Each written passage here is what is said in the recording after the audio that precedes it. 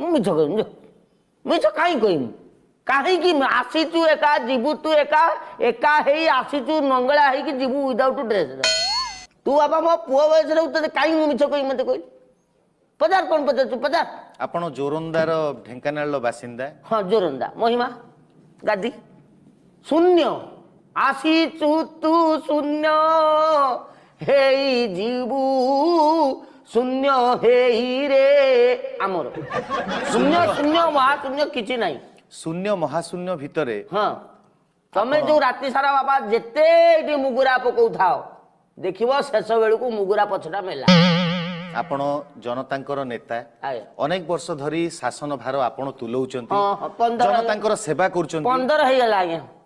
ମହିମା ଗାଦି ଅଞ୍ଚଳରୁ ଆସିଥିଲେ ବି ଆପଣଙ୍କ ଭିତରେ ଗୋଟେ ଗାଦି ମାଡ଼ି ବସିବାର ଲୋଭ ଅଛି ଗାଦି ଅଛି ମାନେ ତ ଗାଦିଟା ରହିବ ଆଉ କିନ୍ତୁ ମାଡ଼ି ବସିବାର ଲୋଭ ଅଛି ଯୋଉଥିପାଇଁ ଆପଣ ଛାଡ଼ି ପାରୁନାହାନ୍ତି ଅନ୍ୟ